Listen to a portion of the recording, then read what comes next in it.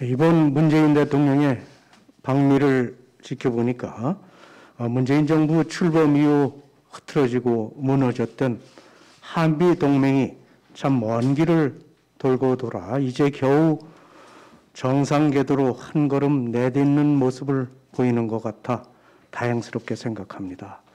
문재인 대통령이 그동안 보여주었던 갈짓자 외교 행보를 접고 전통 동맹의 중요성을 재인식했다는 것은 성과로 평가해야 할 것입니다. 다만 이번 한미 정상회담이 입에 발린 감언미호에 그치지 않기 위해서는 북한 인권 개선, 또 한미일 3국 협력 등 공동 성명문에 담긴 내용들이 실현되어야 할 것입니다. 그러나 이번 정상회담은 대한민국 국익의 관점에서 볼 때 아쉬운 대목도 상당했습니다. 먼저 한미 정상은 최우선 과제인 북핵 문제에 대해서 구체적인 해법보다는 원론적이고 추상적으로 두리뭉실한 서술로 그쳤습니다. 대신 남북 종전선언을 합의했던 판문점 선언을 합의문에 포함시켰습니다. 바이든 대통령은 회담 이후 북핵의 진전이 있어야 북한과 회담이 가능하다는 입장을 추가로 밝혔지만 공동선언문에 이러한 내용들이 빠진 것은 상당히 아쉬운 대목입니다. 한미 정상 간의 어정쩡한 입장이 자칫 북한에 잘못된 시그널을 줄 수도 있기 때문에 향후 양국 간에 더 실질적이고 구체적인 북핵 해법이 논의되어야 할 것입니다.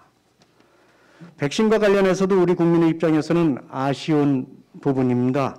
대통령은 이번 방미 과정에서 우리 당이 사전 방미 활동으로 추진했던 한국군 55만 명 백신 지원이라는 성과 외에는 추가 성과를 얻어내지 못했습니다. 특히 기대가 컸던 백신 스와프에 대한 얘기는 어디에서도 찾아볼 수 없었습니다.